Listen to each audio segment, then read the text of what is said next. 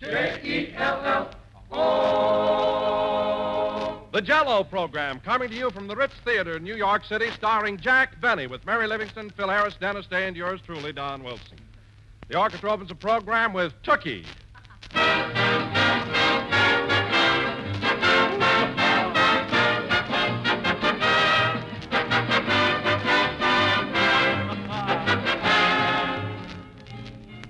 You know, friends, a lovely shimmering mold of Jell-O on the table has a wonderful way of lending luster to a meal, just as Christmas trees and candles, tinsel and holly lend their own special gaiety to this merriest of merry seasons. Even the simplest family dinner takes on extra charm and attractiveness when the high point of the meal is a grand Jell-O dessert. How inviting its shining colors look and how intriguing its rich, tempting flavor tastes. No other dessert can add more to the spirit and pleasure of any occasion, because no other dessert can outrival Jell-O's glistening beauty and refreshing goodness. So, ladies and gentlemen, decide now to add a new note of festive delight to your meals during the holiday season. Tomorrow, ask your grocer for Jell-O and any of Jell-O's 6 delicious flavors: strawberry, raspberry, cherry, orange, lemon, and lime. By the way, strawberry and raspberry Jell-O both have a new improved flavor obtained by using a natural flavor base artificially enhanced. And the result is a rich, distinctive goodness rivaled only by the juicy, ripe fruit itself.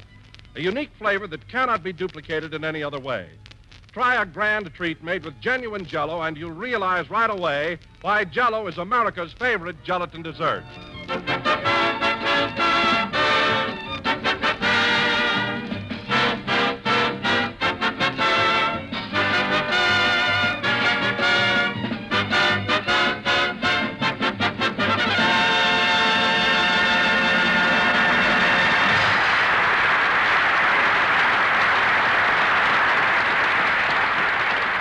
That was Tookie, played by the orchestra. And now, ladies and gentlemen, there being just 2 more shopping days till Christmas, we bring you that fugitive from Gimbel's basement, Jack Benny.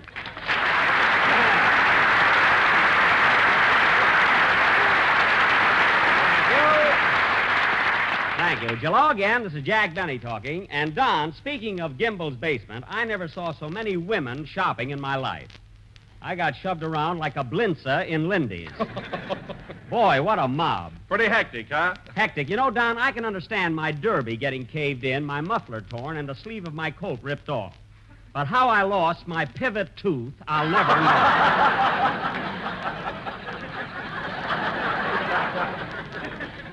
That was really an experience. Oh, I can just imagine what you must have gone through. You know, a funny thing about women, Don, all year long they're so helpless. You have to open the door for them.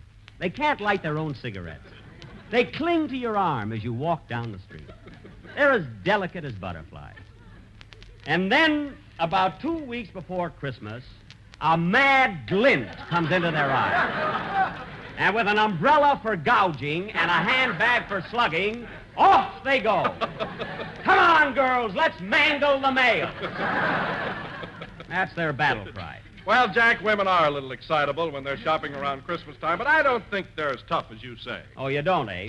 Don, I was in Macy's yesterday afternoon, and a little gray-haired lady, couldn't have been over 5 feet tall, put down her cane and yanked a washing machine right out of my arm.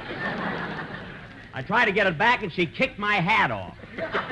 Imagine. My goodness, Jack, you don't mean to say that a little old lady took a big washing machine away from you. Don, I wouldn't have minded that so much, but it was a demonstrator. I'll probably never get my laundry back. That was my own fault, I guess, for waiting so long to shop. Oh, hello, Mary. Hello, doll. Doll? Well, look who's so affectionate around Christmas. You're certainly giving out with that soft soap. Oh, no, I'm not, Jack. You're not, eh? Then why did you call me doll? Because your hair is glued on.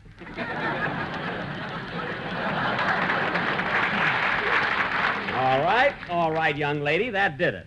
There goes that mink coat I was going to buy you for a present. You were going to buy me a mink coat? Yes, I were. Or was. I was going to buy you a mink coat. I'll bet it were or was from Rabbit. Oh, no, it wasn't. You've lost a very beautiful gift. And you know the kind I hand out. Go on, you wouldn't buy Hetty Lamar a Coca-Cola. For Christmas? What are you talking about?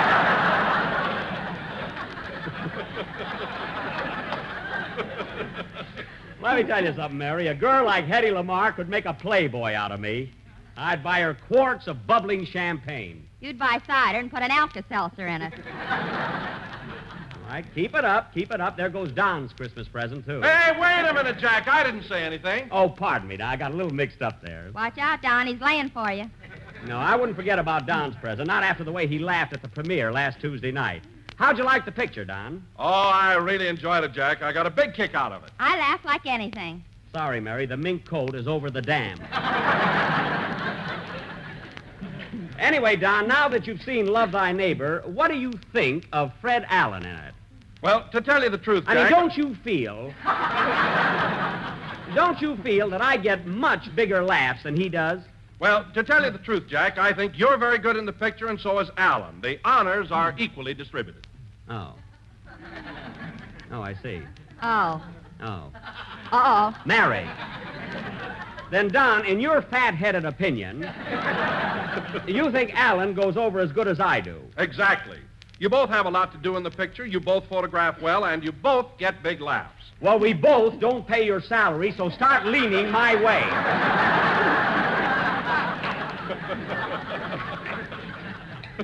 Imagine saying we photograph equally well. That's ridiculous. Jack looks much better than Alan. Why, certainly. And Alan you can have. Mary, one more crack out of you, and you'll be saying, oh, my goodness, I left my baby in the automat for Olson and Johnson. Remember that. Oh, hello, Phil. Hiya, Jackson. Well, old pal, you got nothing to worry about. I got your Christmas present bought, packed, and ready to hand over. Oh, so you've been shopping too, eh, Phil? You said it. All day yesterday, one store after another. Well, did the women kick you around much? Yeah, but I got it coming to me.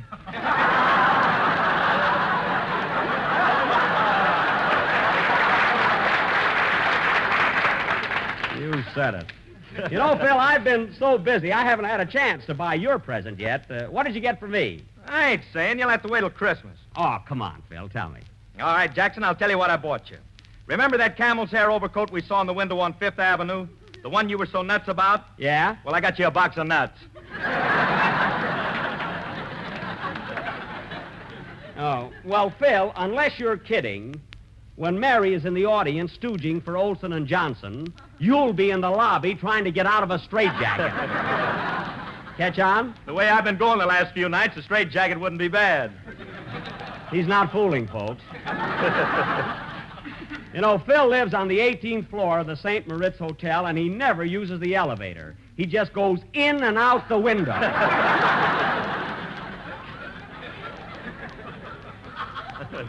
Now, Phil... Yeah? It's about a little quicker on the yeah. You know, when I say now, Phil, you come right back. Yeah, there's no laugh when I say now, Phil, you know. Yeah. It's about time for a band number, so let's have it. What are you going to play? I don't know. This bunch don't speak English. Oh, fine. Well, don't worry about it, Phil. Just pick up your baton and follow him. Go ahead, kid.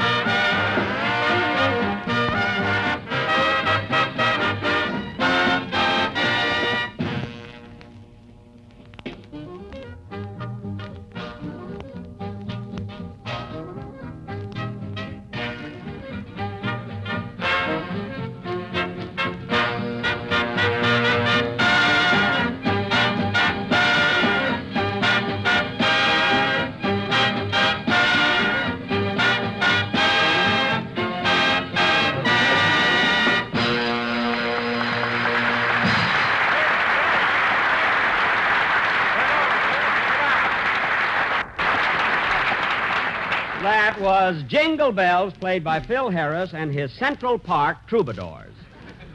Troubadours meaning they are traveling musicians, And Central Park meaning they ought to get a room tonight. That joke went over better the first show. It shows you we should change for the night show. What a gang you picked up here, Phil, huh? Well, music is just a sideline with these boys. I know. And I wish you'd tell the drummer to stop pestering me. I've got all the potato peelers I need. Those guys sell everything from razor blades to mink coats. Ho-ho! What are you ho-hoing about? Fink, the fiddle player, has wonderful mink. I saw him. Hello, Mr. Benny. Hello, Dennis. Boy, am I a wreck. Women, nothing but women. Oh, have you been shopping, too? No, I just came from Roseland. Oh, 10 cents a dance, eh? Yeah, I cleaned up.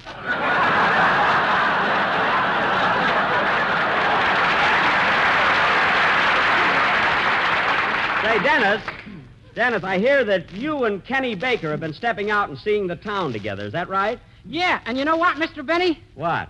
The other night I made him pay for everything. I stuck him for $2.45. You did? Well, now, Dennis, that's not very nice. If Kenny is kind enough to show you a good time, the least you can do is go 50-50. Or better still, pay all the expenses yourself. It's all right to save money, Dennis, but there's nothing like being a good sport.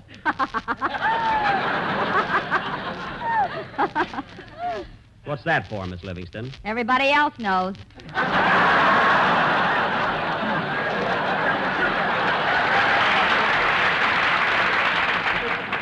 That's so. You see, Dennis, there's only one way to be popular. When you're out with a fella and he reaches for the check, you take it first. And if he should pick it up, you grab it right out of his hand. Grab it. I can't stand this. Mary, come back here. Okay. What's the matter with you?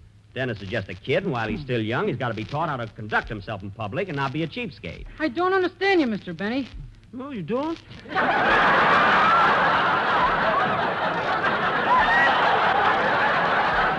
I don't understand you, Mr. Benny. You don't understand.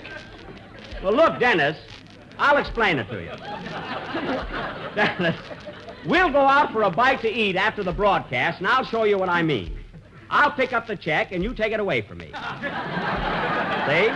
Then I'll take it away from you, and then you take it away from me. Then what? That's all, Bubs.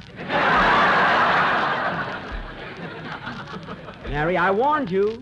Cut it out, kid. Say, Jackson. Yes, Phil? My band number's over, and I still got a lot of Christmas shopping to do. Do you mind if I run along? Why, no, Phil. In fact, I think I'll go with you. There are a lot of things I got to get myself. Don, you can take charge of the rest of the program, can't you? Oh, sure. Don't worry about it, Jack. Come on with us, Mary. I want you to help me pick out a few things. Okay, but don't embarrass me. I won't. You know, there's a swell store near my hotel, the Sherry Netherlands, where I can buy almost... Wait a minute. Answer the phone, Mary. Okay. Hello? Hello, Miss Livingston. This is Rochester. Oh, boy, are you going to get it? Jack, it's Rochester. Rochester.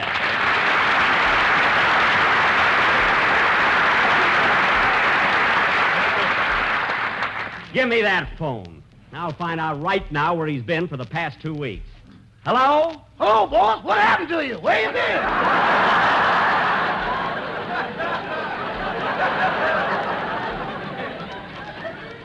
Where have I been?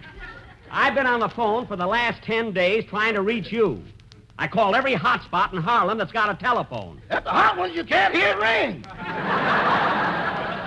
Rochester, I don't want any flippancies. I want the truth. Now, we arrived in New York a week ago Thursday. The 12th, they tell me.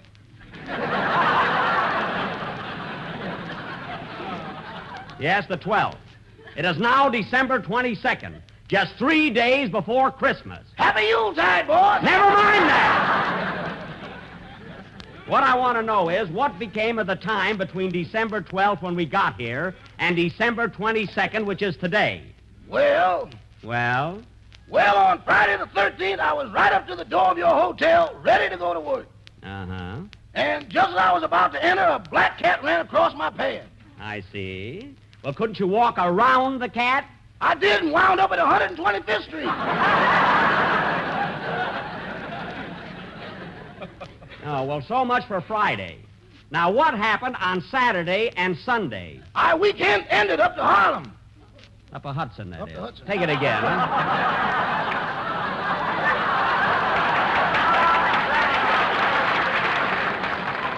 How did I know when he's on the other side of the telephone?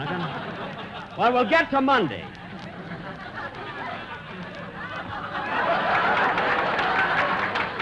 I must be psychic. Then we'll get to Monday. After your weekend, Rochester, why didn't you call me at my hotel? I was so full of sherry I couldn't think of Netherlands.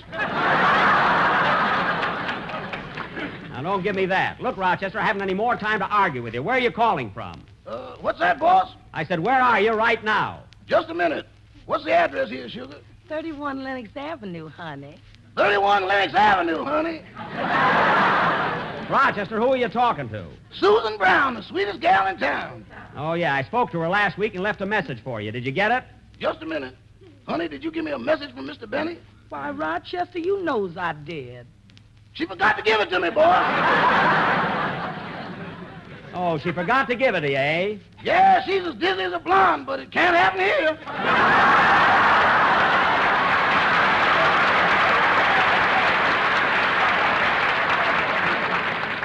I see. Now, Rochester, I want you to go over to my hotel right away. That made up for the one you muffed.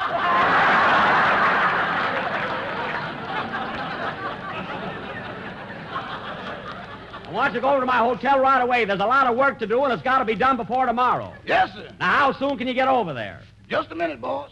Say, Sugar, I don't think I'll be able to take you to the Savoy Ballroom tonight. Oh, that's all right, honey. I'll get somebody else. You better not get somebody else. I ain't going up there alone, Rochester. I want somebody to snuggle up to. You get somebody to snuggle up to, and it'll be your last snug. Rochester. And I do mean last. You threaten me, Shorty, and I'll cut them $9 out of your hip pocket. Rochester, answer me. I want you to come right over to my hotel. Leaving right away, boss. So long. Goodbye. Now, listen, Sugar, don't make any date. I'll run over to see Mr. Benny, put on the old personality, and be back here in a half hour. Rochester, you forgot to hang up. Uh-oh. Oh, Rochester. Yes, boy. I heard your conversation. Don't you believe it? Get over here! Goodbye. And the same trouble with that guy every time I come to New York. Come on, Mary, let's go shopping while I'm mad. Yeah, that'll hold you down. Let's go, Phil. Right with you, Jackson. All right, Dennis, let's have your song.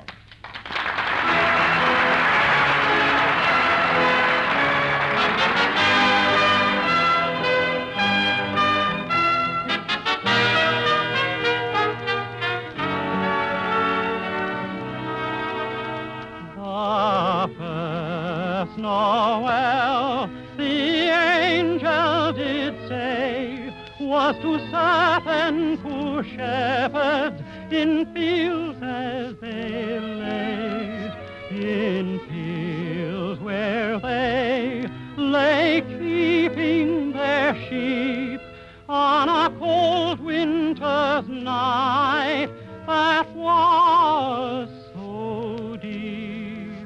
Noel, Noel, Noel, Noel, born is the King of Israel.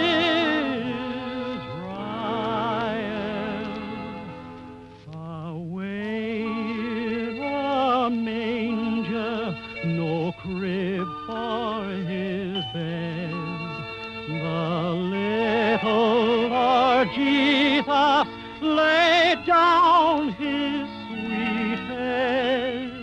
The stars in the heavens looked down where he lay. The little Lord Jesus asleep in the hay. Oh, come, all ye faithful, joyful and triumphant. Oh, come ye to Bethlehem.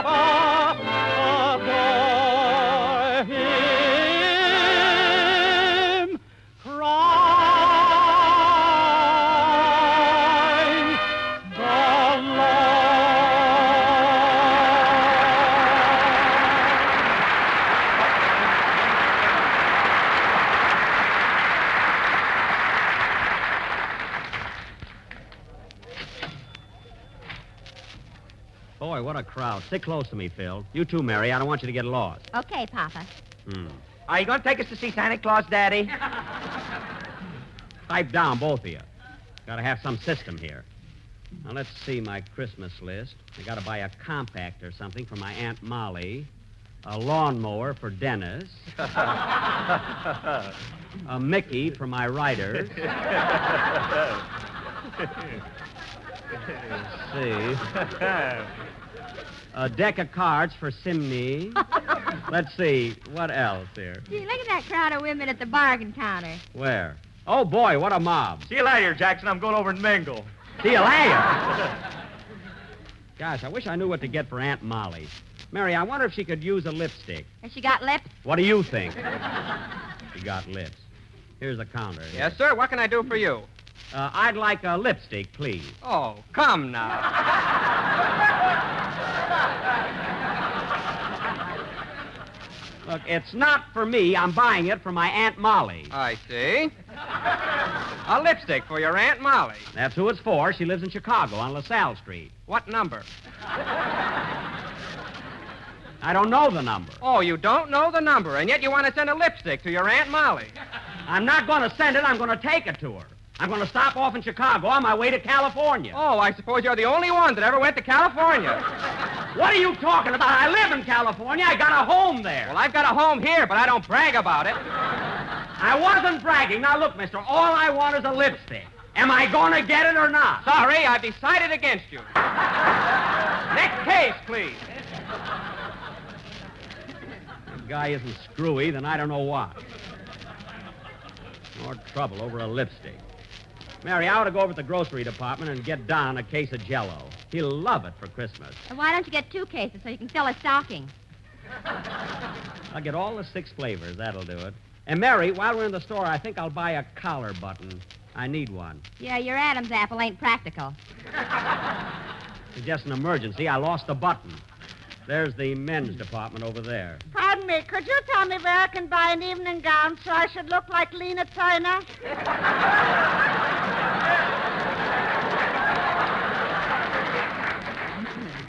Miss, that's Lana Turner. Lena, I'll never make it. Well, I'm sorry, miss. I'm Jack Benny. I'm not a floor walker. I show you a picture. Get ready.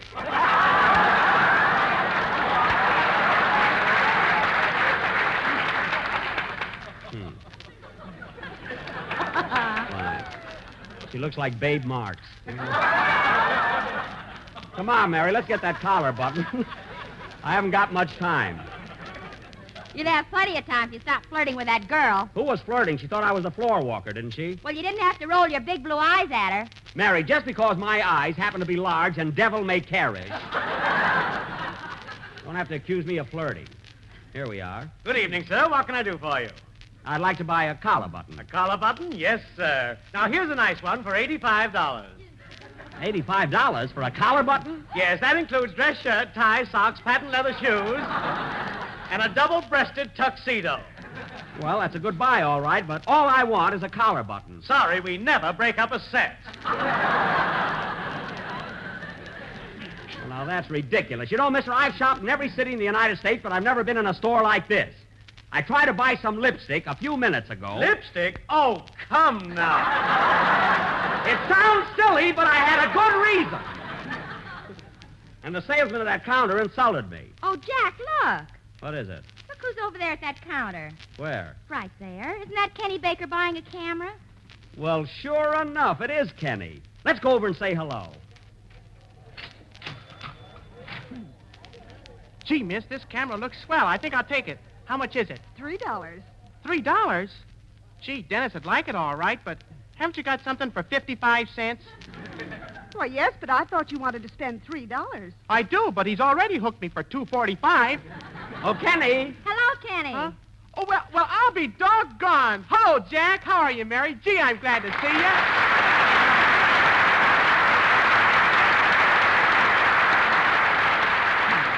Gosh, Kenny, I haven't seen you in a long time. Gee, you're getting to be a big boy now. I sure am. You want a cigar, Jack? Oh, my goodness. Look, Mary, he's got a whole pocket full of cigars. Yeah, I had them left over from Wilkie. Oh, fine. Same old Kelly. How about a little kiss, Mary? Okay. Big boy, all right. Cigars and everything, huh? All right, kids, break it up. Come on. Wow, he has grown up. Say, that was a real kiss, huh? Personally, I'm a wreck. Well, pull yourself together. Come on with us, Kenny. You can buy your camera later. I want to talk to you. Okay. I'll see you later. I gotta buy some hose. All right. So long, Mary. Say, Kenny, how do you like your new job? See, that Fred Allen is pretty tough to work for, isn't he? No, he's swell. We get along great together. Oh. But I'll bet you don't have as much fun as you used to have on the old Jell-O show. Gee, you remember all the laughs and good times and everything? Yeah, but I'm having a wonderful time with Fred. Ah, Gee, talk about laughs. Say, he's a riot. that's so. Yeah. And you know what, Jack? Mr. Allen pays me every week.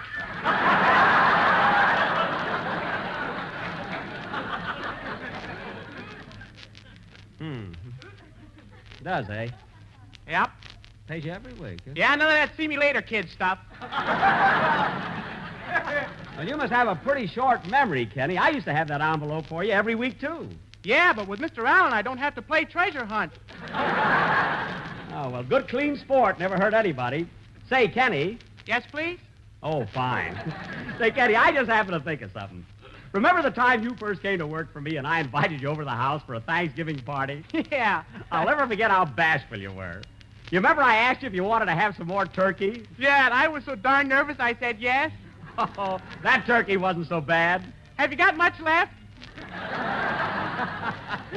Same old Kenny. Gosh, I'll never forget the time. Kenny, remember when it was Halloween and I didn't know you were in the backyard? Yeah. All of a sudden I heard a noise at the window, and there you were. Wasn't that funky? Oh, it sure was, Thanksgiving and Christmas are 2 days out of the year when it's fairly easy to decide on a dessert. Because you can figure that most families will be looking ahead to mince pie, pumpkin pie, or plum pudding. But during the rest of the 365 days of the year, choosing a dessert is always a problem. And that's where General Foods' new calendar of desserts comes to your rescue. This handsome recipe book gives you a different dessert inspiration for every day in the year. Between its bright, attractive covers, you'll find 365 suggestions for all kinds of delicious treats, profusely illustrated with beautiful color photographs. There's page after page crammed with mouth-watering pictures and descriptions of clever dessert dishes, pastries, puddings, cakes, and cookies, not to mention lots and lots of grand Jell-O desserts. A flip of the page brings you a new and tempting dessert idea every day, and it's easy to get, too. Just mail 10 cents in coin or stamps to Jack Benny, care of General Foods, Battle Creek, Michigan, and a copy of the calendar of desserts will be forwarded to you at once. Send for yours today. Merry Christmas. See you Wednesday, Miss Benny.